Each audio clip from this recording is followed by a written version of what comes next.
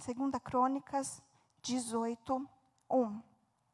Eu acho que antes de falar, de começar a ler, eu queria só dar uma breve contextualizada aqui para vocês. Esse texto, ele fala sobre uma aliança entre o rei Josafá e o rei Acabe.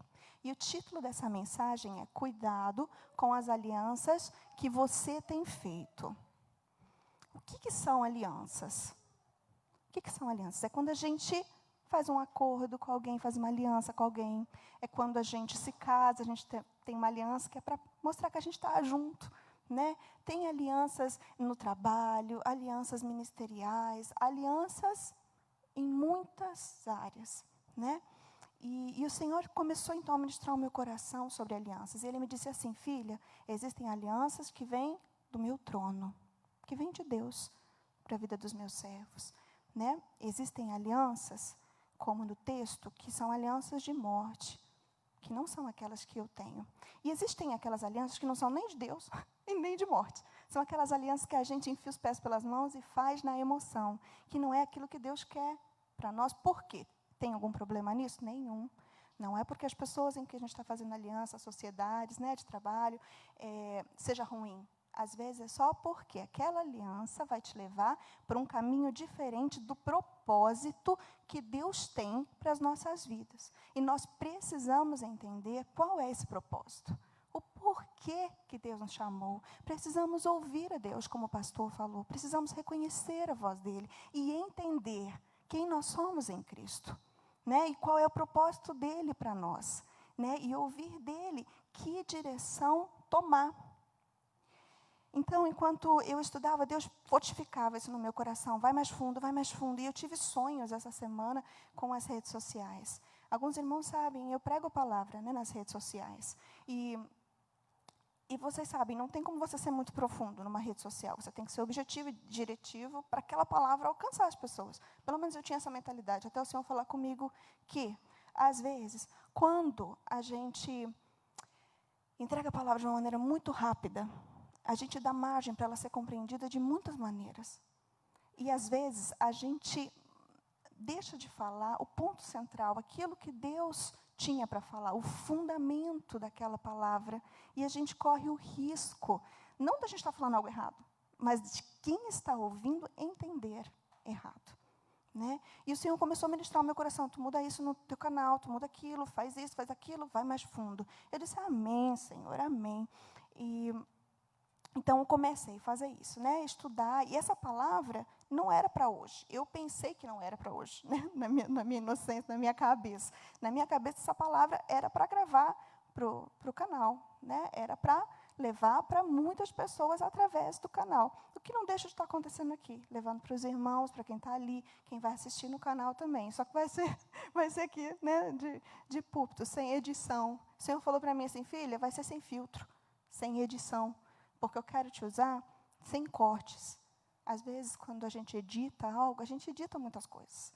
E, às vezes, não era para editar aquilo que o Senhor queria falar. Né? Então, Ele falou isso comigo. Eu disse, então, tá bom, Senhor. Tá certo, vamos entregar aquilo que o Senhor quer que a gente entregue nessa noite. Então, muitas vezes, a aliança, então, pode ser com Deus, de Deus, ou pode não ser de Deus. Né? E a gente precisa discernir do alto isso para não entrar em confusão, em problemas sérios, como o rei Josafá entrou aqui no texto. Eu queria falar um pouco sobre o contexto histórico disso. Antes de entrar no texto, como eu disse a vocês, eu tenho certeza que isso vai tornar tudo mais profundo. Porque, afinal de contas, existe um gap de 2000 anos entre nós e esse texto aqui. Nós precisamos entender que é necessário fazer a ponte cultural, que é necessário entender o que o texto está dizendo e tirar o que Deus quis dizer aqui. Tem uma história contida aqui. Eu não posso ler uma passagem, ou só um versículo dela, e não ler ela toda. Quer ver? Eu vou ler 2 versículos do que a gente vai ler hoje. E depois a gente vai ler toda essa passagem. Tá? 2 desses versículos estão no 15 e 16. Lê comigo. O rei lhe disse: quantas vezes te conjurei que não me fales, senão a verdade. Perdão, gente, é 14:15. E vindo ele ao rei, lhe perguntou: Micaias, iremos a Ramote de Gileade, a peleja, ou deixarei de ir? E ele respondeu: sobe e triunfarás, porque eles serão entregues nas vossas mãos. O rei lhe disse: quantas vezes te conjurarei que não me fales, senão a verdade, em nome do Senhor? Miqueias era um profeta. O rei estava achando que o profeta não estava muito certo aqui, né? Porque estava questionando: quantas vezes eu preciso te conjurar que me fale a verdade?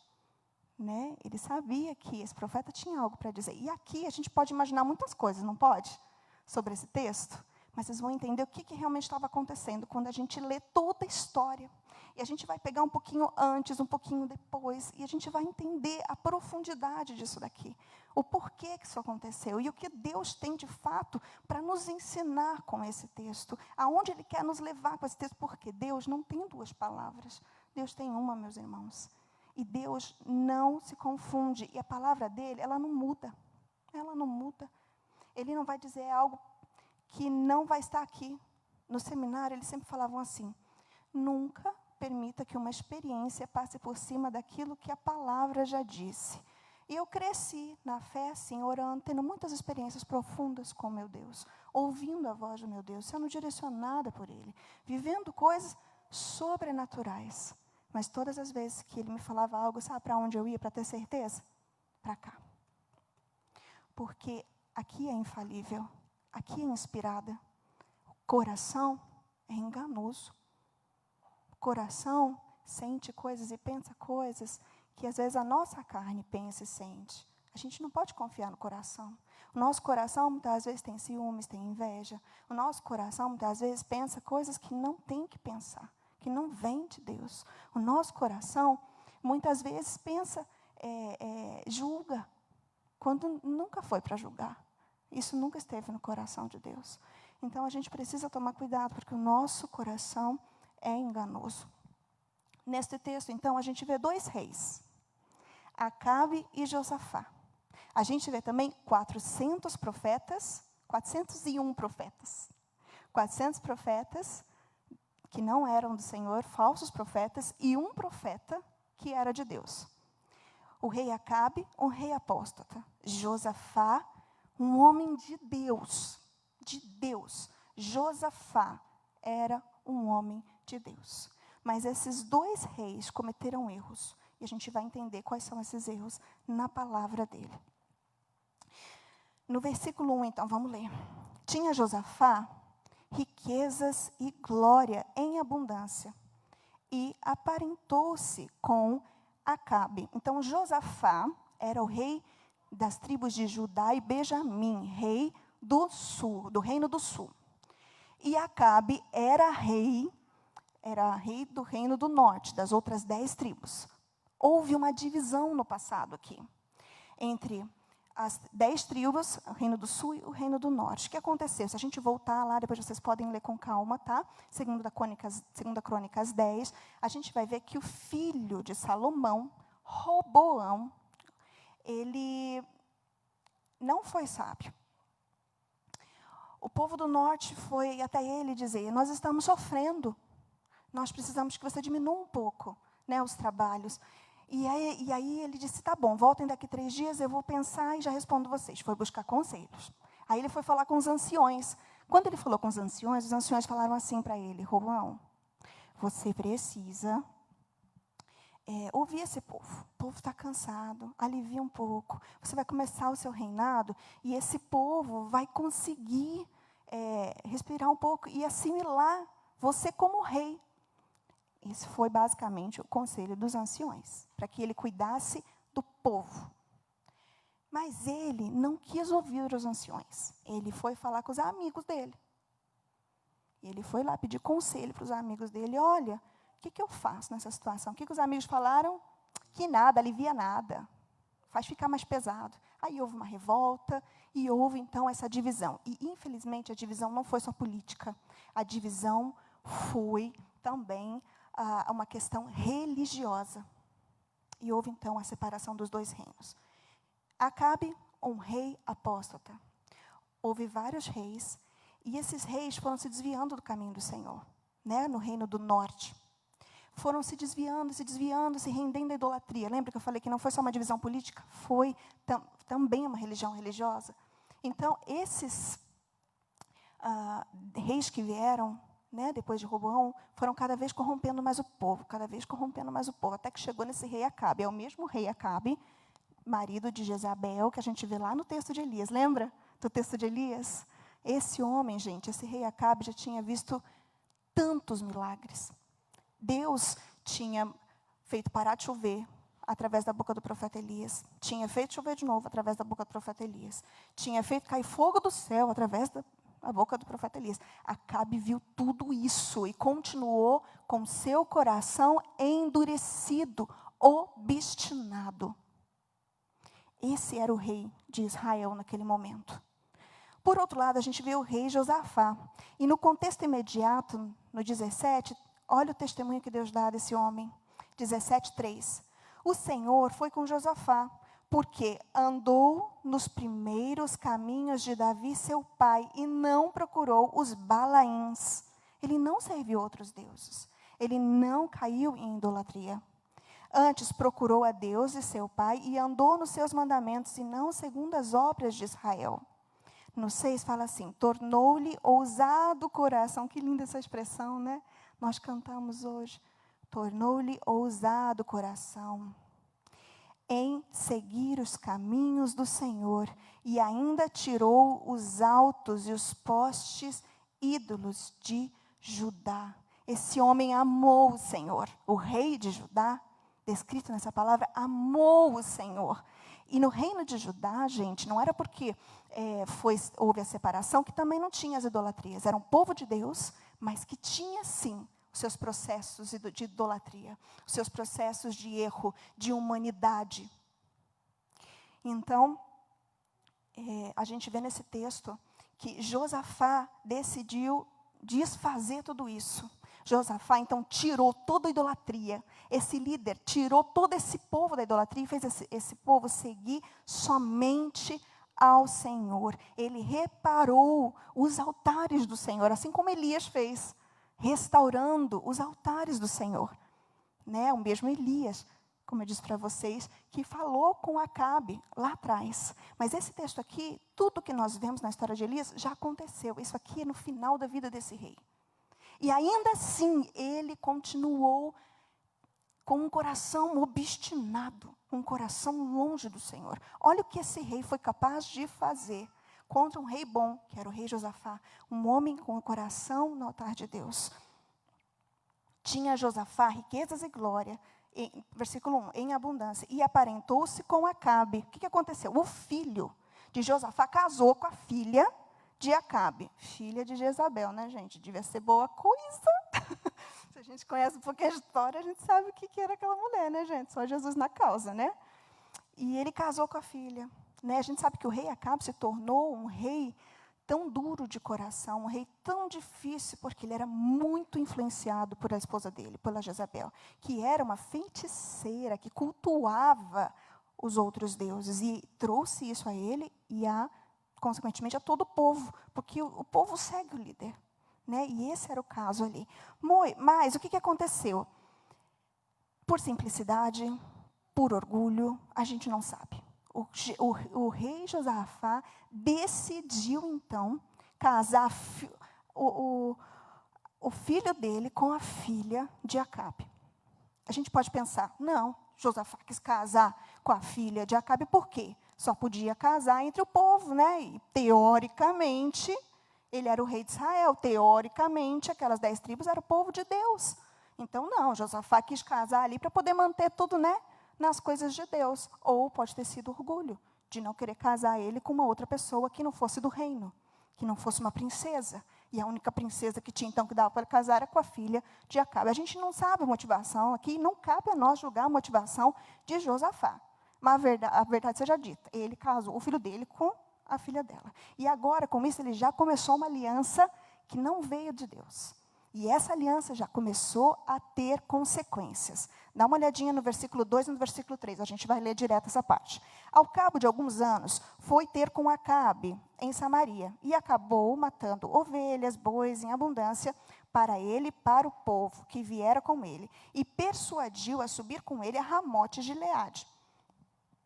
Acabando o rei de Israel, perguntou a Josafá, rei de Judá: irás tu comigo a Ramote de Gileade? Respondeu-lhe Josafá: serei como tu és, o meu povo, como o teu povo, iremos contigo à peleja.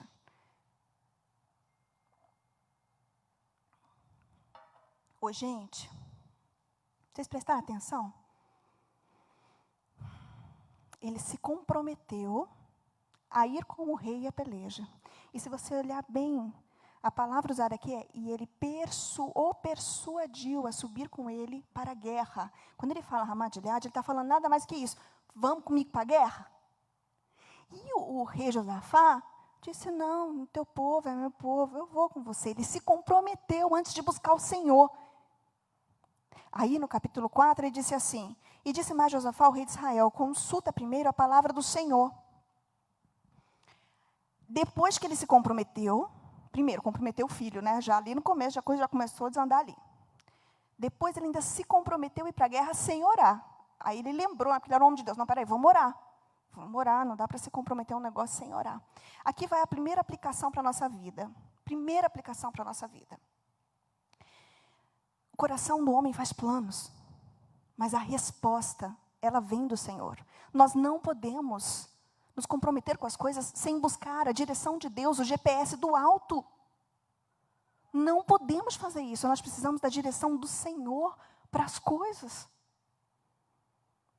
Né? E Josafá, então, sucumbe àquela mesa. Gente, ele chamou ele para um banquete e persuadiu ele para a guerra. Vocês acham mesmo que não tinham pessoas especiais em volta daquela mesa?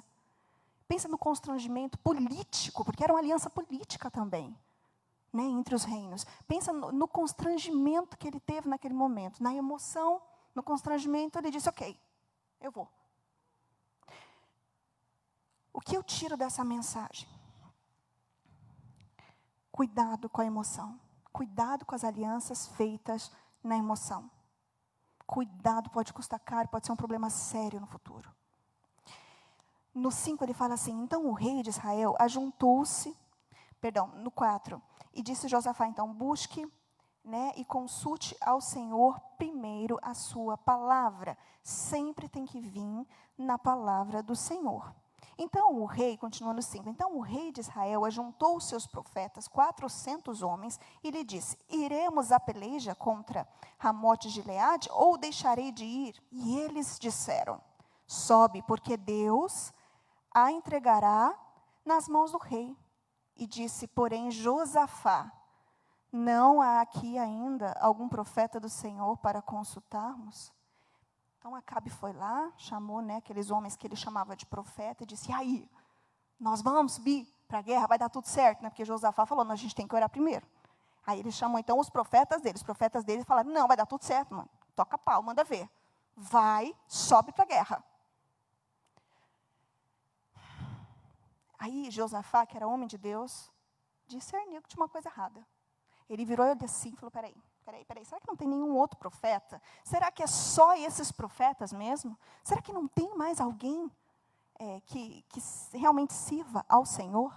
Aí o rei disse, respondeu o rei de Israel a Josafá: há ainda assim um, por quem podemos consultar ao Senhor. Ou seja, tem mais um profeta assim que a gente pode consultar ao Senhor.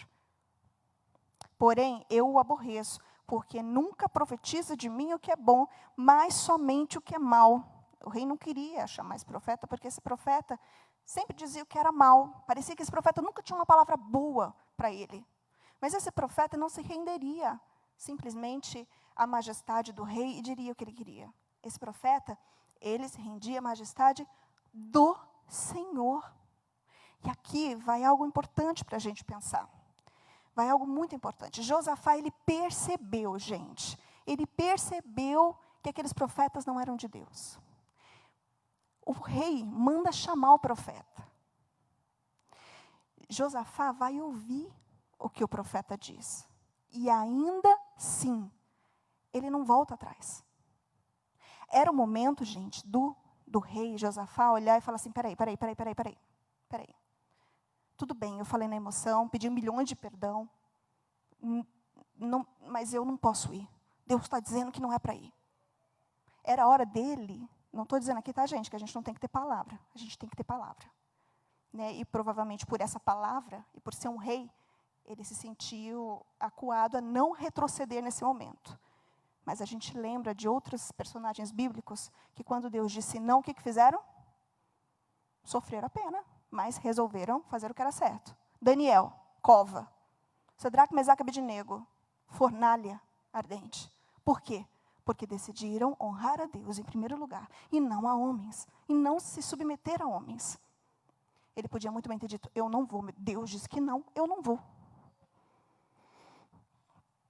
Ali, ó, só para vocês lerem junto comigo. E respondeu Micaias, no 12. O mensageiro que fora chamar Micaias falou-lhe dizendo, eis que as palavras dos profetas, a uma voz, predizem coisas boas para o rei. Seja, pois, a tua palavra como a palavra deles, e fala o que é bom. Olá, hein, Micaias, não vai falar o que não é legal, não. Está todo mundo profetizando bênção. Profetiza a bênção, cara. Senão vai sobrar para você. Né? Naquela época, ser profeta era muito mais difícil que nos dias de hoje. Naquela época, se você falasse o que era contra o rei, você podia ir morto. E mesmo assim, ele continuou ministrando aquilo que Deus queria que ele ministrasse. Mas antes ele passa por uma situação, que é aquela que a gente leu. Vamos ver? Então, no 14, ele diz, e vindo ele ao rei, este lhe perguntou a Micaias, iremos a Ramote de Gileade a peleja, ou deixarei de ir? E ele respondeu, sobe, triunfarás, porque eles serão entregues nas vossas mãos. O rei lhe disse, quantas vezes eu te conjurarei que não fales, senão a verdade em nome do Senhor? Então disse ele. Aí depois a gente já vai ler aqui, a partir do 16, quando ele começa a desenrolar o rolo e falar aquilo que Deus queria que ele falasse. Mas antes, ele fala exatamente o que os outros profetas falaram. Agora a gente pode se questionar, por que ele fez isso? Ele teve medo? Ele estava debochando da cara do rei? Dizendo exatamente as mesmas palavras que os outros? E o rei dizendo, já não te falei várias vezes, fala para mim a verdade. Eu não posso aqui, com esse texto, dizer o que estava no coração e a intenção de Micaias. Mas eu posso com certeza dizer, debochando ou não da cara do rei, né, dizendo, vai, sobe lá, né? Ou com medo de falar a verdade, aqui nós vemos a humanidade desse profeta. Nós vemos a dificuldade dele. Algumas vezes não vai ser fácil cumprir o chamado que Deus tem na tua vida. Algumas vezes não vai ser fácil se posicionar. Algumas vezes vai doer, tem que fazer certas coisas, dizer certas coisas. Mas é preciso fazer isso. É preciso se posicionar. Então, no 16, Micaias deixa Deus usar ele. E ele começa, então, a dizer. Então disse ele, vi todo o povo de Israel disperso pelos montes, como ovelhas que não têm pastor. E disse o Senhor, estes não têm dono, torne cada um em paz para a sua casa. Deus estava dizendo que esses não tinham dono, porque aquele rei, aquele líder, não era um bom líder para ele. Mas ele disse que essas ovelhas, mesmo dispersas, voltariam em paz para a sua casa. Mas não falou nada contra o rei. Olha o que ele continua depois falando, do 17. Então o rei de Israel disse a Josafá, não te disse eu que ele não profetiza ao meu respeito que é bom, mas somente que é mal? Viu? Não falei que o cara só fala o que quer, só fala coisa má ao meu respeito? Não te disse eu? Né? Eu imagino que ele deve ter virado, né, pro rei Josafá e falei, sabe o famoso falei? Né? E Micaias prosseguiu, ouvi, pois, a palavra do Senhor, no 18. Vi o Senhor assentado no seu trono, e todo o exército do céu estava à sua direita. À sua direita e à sua esquerda. E perguntou o Senhor: quem enganará Acabe, o rei de Israel, para que suba e caia em Ramote Gileade? Um dizia desta maneira e outro de outra. Eu estou fazendo questão de ler, gente, porque é um texto difícil. E às vezes, se eu só falar, você pode pensar, será que é isso mesmo? Então, lê junto, para você ver que é o que está acontecendo. Algo sinistro aconteceu aqui no mundo espiritual. Né? Bem pesado mesmo. E então, saiu um espírito e se apressou diante do Senhor. Saiu um demônio, gente. Foi diante do Senhor e disse: eu o enganarei. E perguntou-lhe o Senhor: com quê? E respondeu ele: sairei e serei um espírito mentiroso na boca de todos os seus profetas. Disse o Senhor: tu o enganarás e ainda prevalecerás. Sai e faze-o assim. No 22. Eis que o Senhor pôs um espírito mentiroso na boca de todos os seus profetas, e o Senhor falou o que era mal contra ti. Agora vamos parar aqui um pouquinho, porque aqui é tenso, né? Vamos entender algo primeiro. Se não me engano, foi Agostinho que sempre falava: o diabo é o diabo de Deus. Como assim, gente? Que absurdo isso aqui. Vamos ver o que o texto está falando? Gente, o inimigo não passa de um mero servo nas mãos de Deus. Ele não pode fazer nada se Deus não permitir. Por que Deus permitiu um espírito enganador ir lá e confundir o rei Acabe? A resposta é simples: Deus conhecia o coração do rei Acabe, a obstinação dele. Quantas vezes o Senhor não se revelou a Acabe? Assim como quantas vezes Deus não se revelou a Faraó? Foram 10 milagres, gente. Só no 10º o homem se rendeu porque não aguentou, porque foi o filho dele. Isso traz um temor tão grande ao meu coração. E me faz pensar: Senhor Jesus, não me permita ter um coração obstinado. Se tiver algo que precisa ser corrigido, corrige, muda, ensina, tem misericórdia. Na manhã em que eu falei com Deus e Deus me deu esse texto, era essa a minha oração. Se eu estiver errada, me corrige. Uma determinada situação pessoal, em que o Senhor falou mesmo de uma maneira muito pessoal, mas muito pessoal aqui. Me corrige. Porque até que eu pensei que eu estava ouvindo a tua voz. Eu queria explicar outra coisa antes de sair desse texto. Às vezes a gente fala: Thaisa, mas se eu pensar desse jeito, que Deus governa e o diabo faz as coisas até mesmo com o consentimento de Deus, então eu vou pensar que as coisas ruins que acontecem na minha vida é Deus que faz. Não, não é. Não, não é. Vamos entender duas coisas agora muito importantes. Guarda isso no teu coração para o resto da tua vida. Existe a vontade desejada, aquela que está no coração de Deus, para a tua vida e para a minha vida. E existe a vontade permissiva, aquela que Deus permite. Por que Deus permite? Porque Deus, em sua soberania, não fez seres humanos para serem marionetes. Sim, sim, Senhor, sim, sim, Senhor. Não. Ele deu livre-arbítrio para nós, a livre escolha. Nós podemos escolher se a gente quer servir ao Senhor ou não, se a gente quer o bem ou o mal, se a gente quer ser apóstata ou não. Nós podemos escolher. Acabe podia escolher. Mas ele estava, vez após vez, caminhando para o erro, iniquidade, pecado sobre pecado, virou iniquidade no coração desse homem. Então, Deus disse sim ao inimigo: pode ir lá fazer o que você tem que fazer. Sabe por quê? Quando a gente não anda em obediência, o diabo tem sim como bagunçar nas nossas vidas. A Bíblia é muito clara quando ela diz, aliás, esse versículo para mim é a maior arma espiritual que você pode guardar e viver na sua vida. A palavra de Deus diz assim: sujeitai-vos, pois, a Deus, resistir o diabo, e aí ele vai fugir de você. Eles não fugiram desse rei, porque ele não tinha sujeição a Deus. E esses 400 profetas eram falsos profetas, não eram do Senhor. Então escutavam a voz dos demônios, enquanto achavam que estavam escutando a voz de Deus. Isso é tão sério, é tão triste. Por isso eu falo: passa sempre pelo crivo da palavra. Passa sempre pelo crivo da palavra. Eu sei que Deus me deu o dom de discernimento. Eu tenho tantas histórias para contar de Deus me mostrar coisas sem eu nem mesmo conhecer a pessoa, ou ter visto a pessoa, ou só escutar o nome da pessoa. Eu tenho tantas histórias. Mas não é preciso ter dom de discernimento para saber quando alguma coisa está errada. É preciso só conhecer a palavra. quando a gente passa tudo no crivo da palavra, quando algo sai do eixo, a gente fala, tem alguma coisa estranha aí. Eu cresci em EBD, escola dominical. Eu não sei quem mais é da minha época aqui, me senti velha agora. Você também? Cresci em escola dominical e eu aprendi cedo, bem novinha na fé, que eu precisava ser bereana. Tudo aquilo que me falasse, eu precisava ir para a Bíblia. Tudo aquilo que me ensinasse, eu precisava ir para a Bíblia. E uma vez, os meus pais na fé me disseram algo e eu fiquei, peraí, Jesus, esse negócio está meio estranho. Me mostra na Bíblia. E eu não conhecia a palavra muito bem. Eu não sabia passear pelos livros e ler e achar o texto. E eu me lembro que aquele dia eu falei, fala comigo, Deus, fala comigo. Eu preciso saber, eu preciso entender, eu quero a tua vontade, Senhor. E eu fui pegar minha Bíblia, no que abri a Bíblia, eu caí bem no versículo, mas bem na passagem. E aí o Senhor aquietou meu coração, me confirmou, me direcionou naquilo. Não é preciso ter dom de discernimento para discernir quando algo está errado.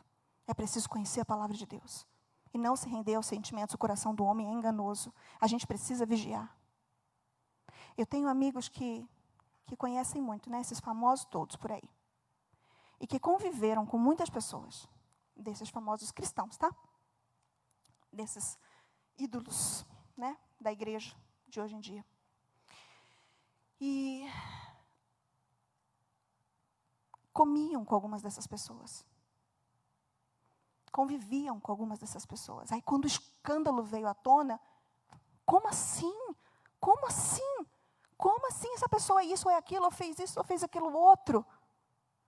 E eu só pensava com o meu coração, Jesus amado, só de ouvir pregar uma vez eu já vi que estava errado o trem. Por quê? Como se deixou enganar desse jeito? Falta a Bíblia, gente. A Bíblia diz, e é tão claro, meu povo se perde por falta de conhecimento. Nós não podemos fazer pouco daquilo que o Senhor deixou para nós. Não podemos. Eu tenho uma birra muito grande com essa briga que existe entre o pentecostal e o tradicional. E tem mesmo. Não vamos dizer que não, que tem. Eu me lembro no seminário de quase ver amigo meu querendo cair na porrada, porque um era arminiano e outro era calvinista. Aquilo me dava um asco tão grande. Eu pensava, gente, eu sou de Cristo. Acho que eu já comentei aqui com vocês, né? Não sou nem de Armínio, nem de Calvino. Eu não acho que tem que estudar demais e ter uma obesidade mental. Tem que viver aquilo que a gente estuda. Mas também não acho que não pode viver no Espírito. Tem que viver no Espírito e ouvir Deus. Mas lembrar que Ele fala primeiro através da palavra dEle. A gente precisa tomar cuidado com isso.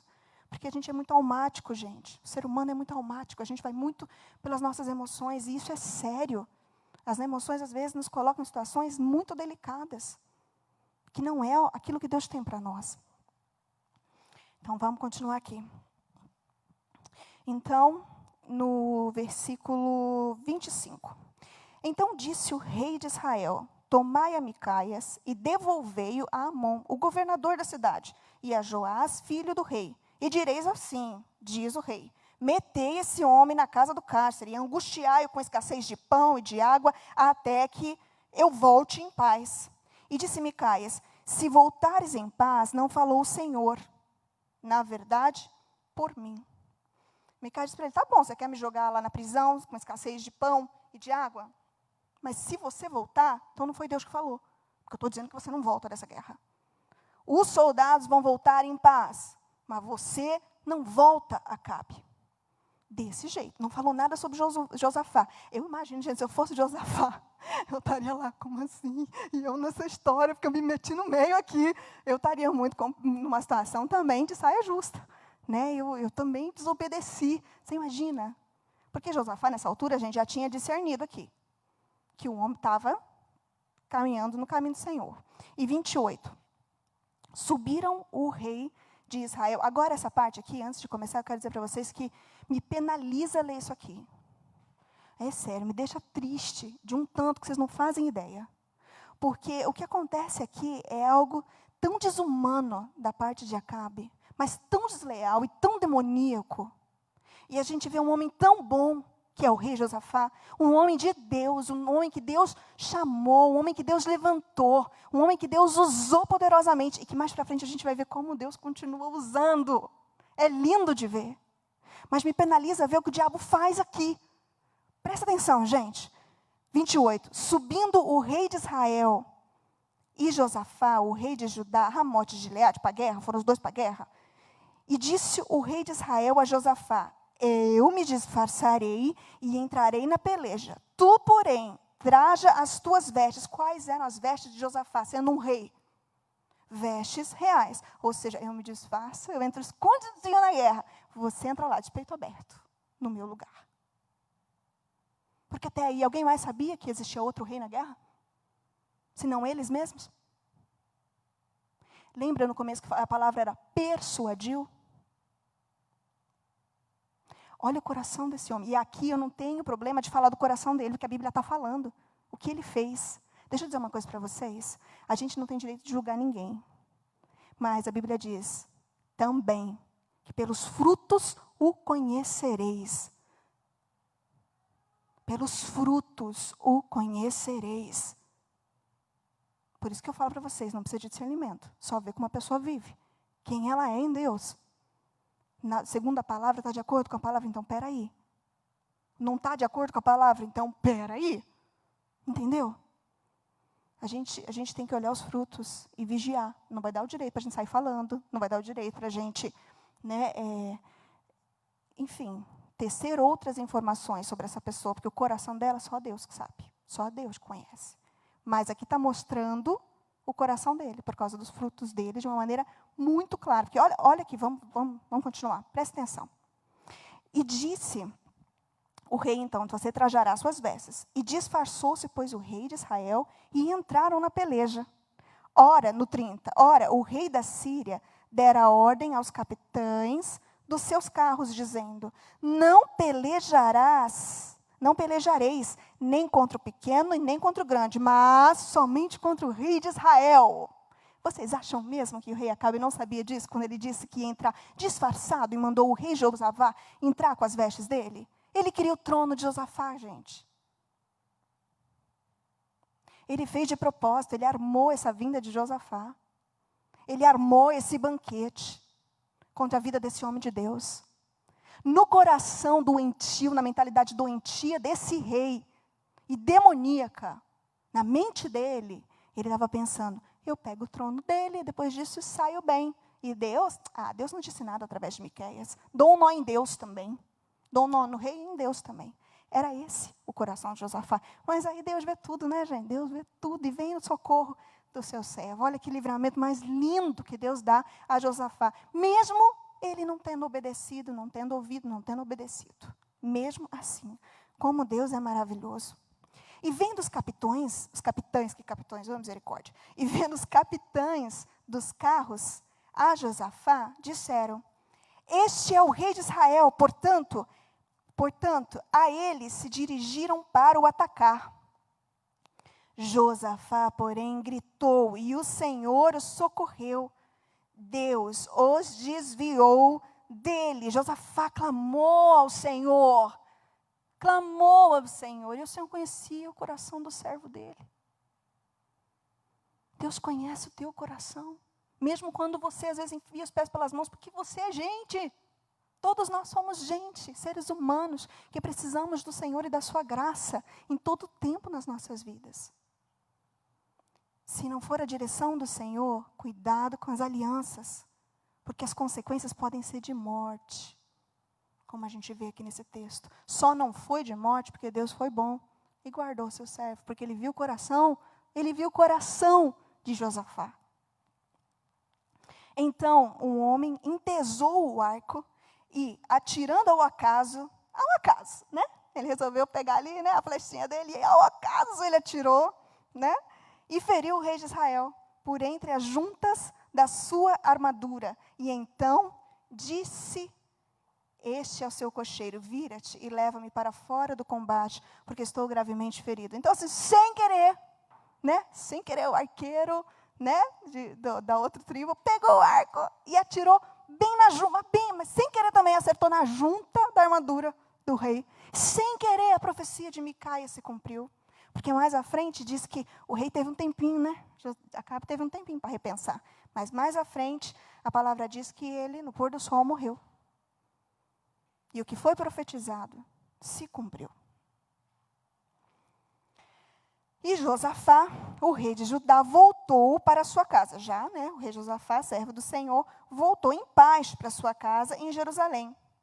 E aí veio o profeta Geu, filho de Anania, saiu ao encontro do rei Josafá e lhe disse: devias tu ajudar ao perverso e amar aqueles que aborrecem o Senhor?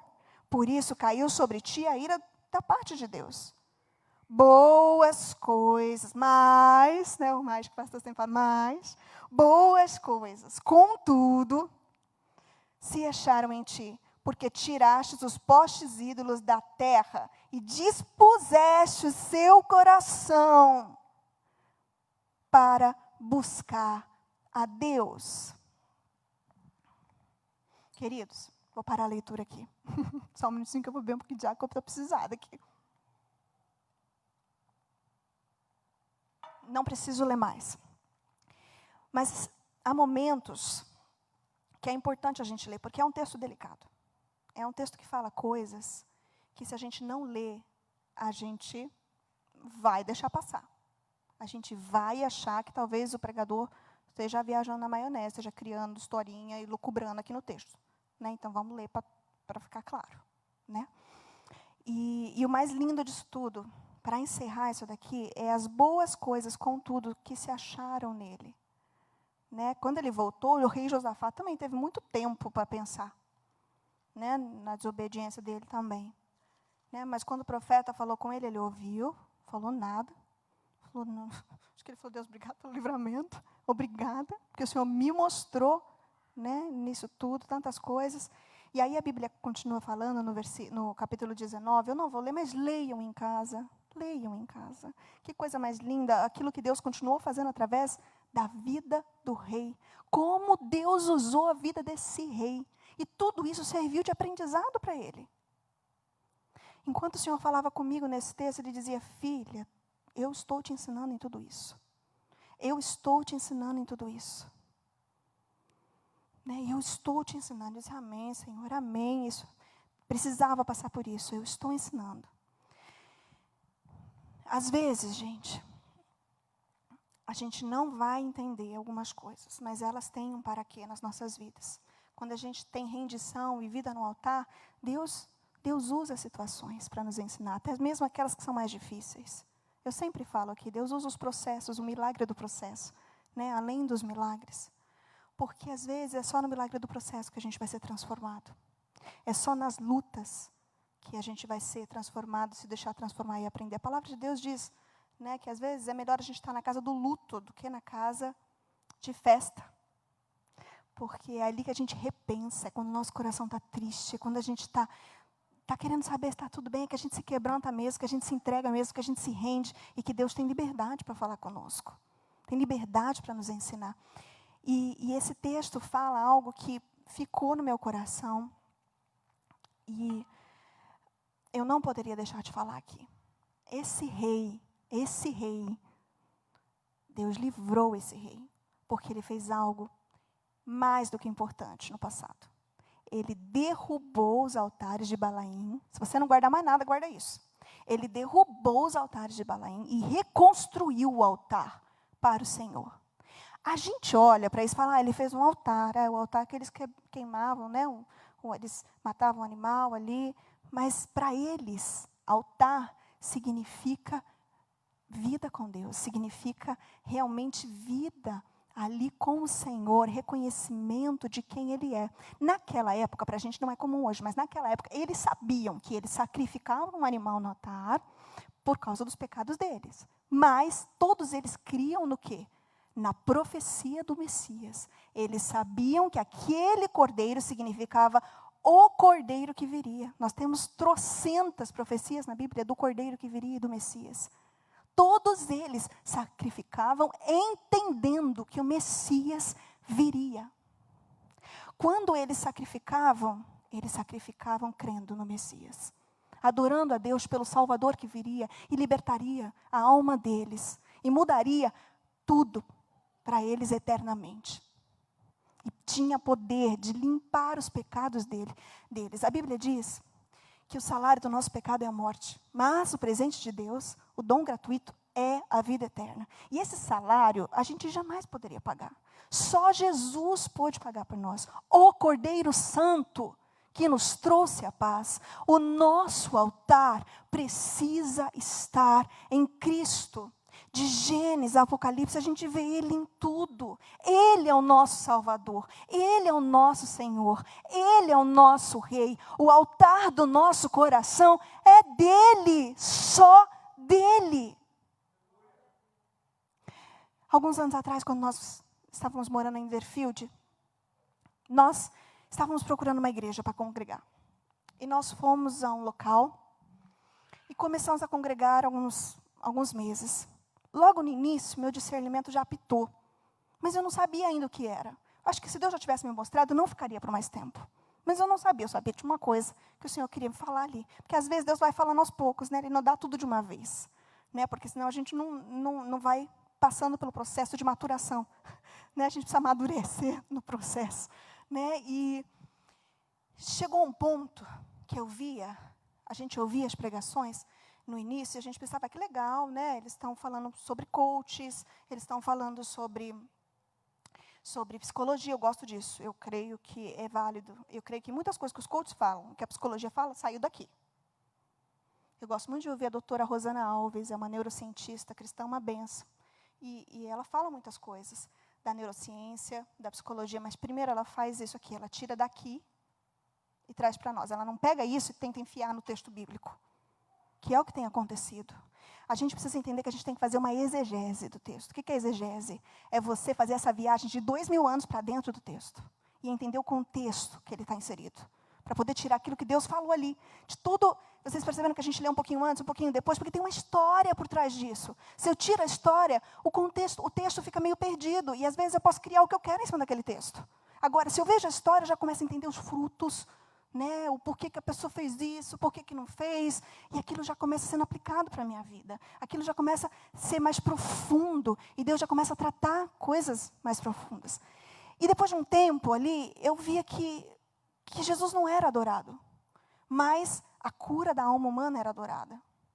Né, o psique era adorado, né, o conhecer, o saber de muitas coisas. Né, e aquilo começou a me entristecer, porque eu ia ali para adorar o meu Jesus, o Jesus da palavra. Eu queria ouvir dele. Tinha dias que eu só precisava escutar que ele me amou e que ele morreu na cruz por mim. Né? E eu levei muita gente lá. A gente sempre, pela graça de Deus, as pessoas quiseram estar onde nós estamos. E as pessoas, uma a uma, saíam e diziam, não dá. É estranho. É muito legal, é um entretenimento. Mas cadê Jesus? E eu dizia, Deus, eu venho para te adorar. Eu consigo te adorar no meio disso tudo. Mas quando chega nessa parte, o meu coração dói. Dói. E aí eu fui diante de Deus conversar com Deus sobre isso. Isso faz uns anos. Deus falou assim para mim, filha, por que você está voltando ao leitinho? Por que eu tenho que te ensinar o fundamento de novo? Eu já te ensinei, o fundamento é Cristo. Por que você está confusa sem entender o que está acontecendo? Você já entendeu a sua tristeza por causa disso. E eu disse a Deus, Deus, por que eu me deixei levar? Ele falou, porque o teu coração gosta disso. Porque no altar do teu coração está a idolatria a essas coisas. Naquele dia, eu não tenho como explicar para vocês a dor que eu senti na minha alma. Eu chorei durante horas na presença do Senhor. Rasguei mesmo meu coração, minha vida diante dele. E naquele dia eu prometi ao Senhor, eu nunca mais vou permitir que nada, minhas vontades, nada tome intencionalmente o trono do meu coração. E o Senhor falou para mim assim, você e as outras pessoas continuam ali porque adoram isso. Quando ele falou isso para mim foi tão forte, eu nunca mais esqueci. E eu disse a Deus, ok, quero voltar ao que é o fundamento, que é Cristo, que é morrer para mim mesma, não para as minhas vontades, né? Porque tudo era sonhos, tudo era o que Deus ia fazer por mim, mas o que eu ia fazer por Ele? O que eu ia para oferecer no altar, entende? Esse texto falou muito ao meu coração, porque o Senhor falou isso para mim, falou, filha, presta atenção no altar de Josafá. Ele disse para mim, ele falou, filha, os altares precisam estar em mim. Diga ao meu povo nessa noite, os altares dos nossos corações, precisam estar em Deus, precisam ser uma oferta ao Senhor. Vou contar uma historinha bem pequena e vou resumir. Um índiozinho, isso aqui não é das minhas histórias dos índios não, tá, Milena? Você diz, ela está falando para mim, você não vai contar as suas experiências nos índios, que eu fui missionário, pela graça de Deus, no tempo, em tribo indígena, tem algumas histórias lindas, mas essa não, tá? Um índiozinho chegou para o missionário e ele disse assim, eu quero oferecer a Deus essa cuia. Aí o missionário olhou para ele e falou assim, meu filho, era pequenininho, meu filho, não é isso não que Deus quer. Aí ele correu para a casa dele, pegou um arco e flecha, o arco e flecha predileto dele. Gente, quando você convive com índios, você sabe o quanto é difícil fazer a curvatura correta de um arco e flecha.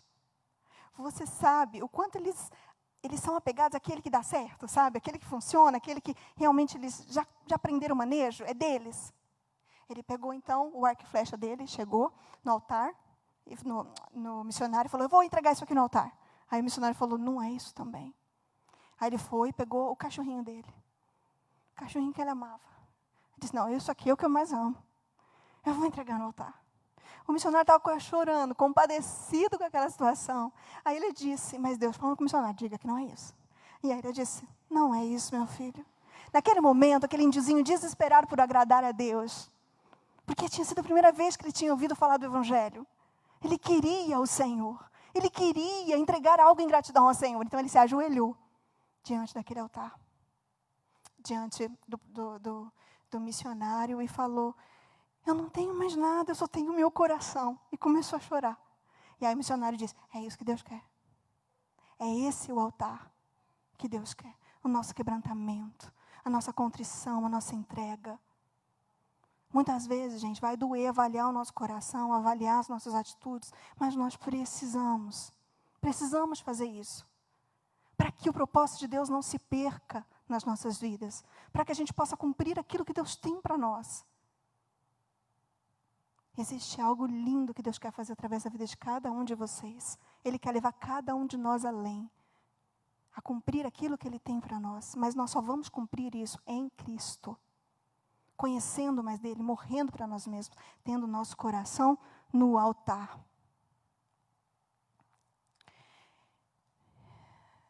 Nesse mundo, a gente está em 2 reinos. A gente vê nesse mundo o reino do norte, um reino que nos ensina a viver para nós mesmos, um reino humanista, que é o mundo, né? Que nos ensina que a gente tem que buscar a nossa fidelidade, a nossa felicidade a todo custo. Né, que nos ensina que o mais importante é ser feliz. E nós temos o reino do sul. Um reino onde Deus nos ensina que ainda que a gente erre, a gente pode voltar sempre. Porque Ele não nos abandona nas nossas fraquezas. Porque Ele nos perdoa e Ele morreu para isso. Para nos perdoar, para nos limpar e para nos transformar à imagem dEle. A cada dia mais. A cada dia mais. Eu queria orar com vocês e a minha pergunta hoje, que eu gostaria que vocês fizessem a vocês mesmos, como está o altar do meu coração? Quem tem reinado no meu coração? Quem tem sido o Senhor do meu coração?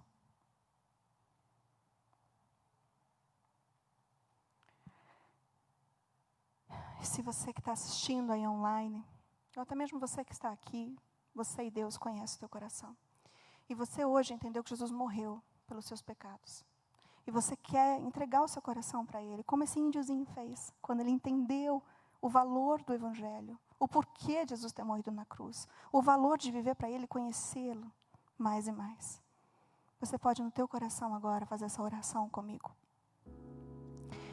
E você também, meu irmão, minha irmã, que quer restaurar os seus altares ao Senhor, faça essa oração também. Amado Deus, nós queremos aqui nessa noite, Senhor,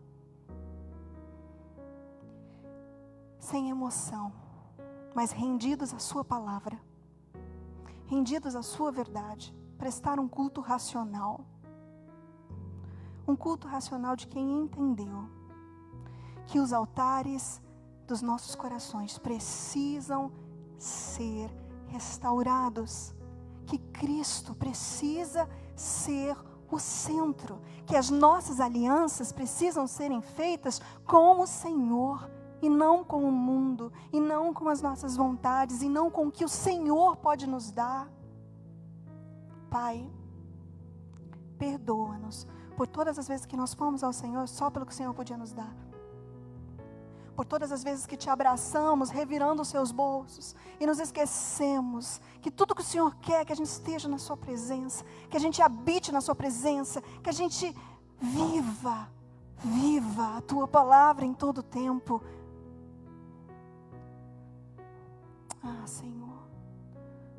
Senhor, perdoa-nos, porque muitas vezes seguimos a nossa carne, seguimos a nossa vontade. Mas Deus, queremos dizer que o Senhor é o nosso Deus, o nosso libertador, o nosso salvador. E como aquele índiozinho, mais uma vez, nos rendemos ao seu altar, dizendo: toma essa casa, esse coração que é teu. Faz conforme a sua vontade. Ensina-nos os teus caminhos a cada dia. E como Davi nós oramos: unifica os nossos corações com o seu, porque só assim poderemos temer o seu nome, porque só assim poderemos te obedecer. Queremos mais do Senhor nas nossas vidas a cada dia mais. Queremos viver a verdade do seu evangelho. É em nome de Jesus que nós oramos, Senhor Jesus. Obrigada pela cruz. Obrigada pela salvação que temos em Ti. Amém.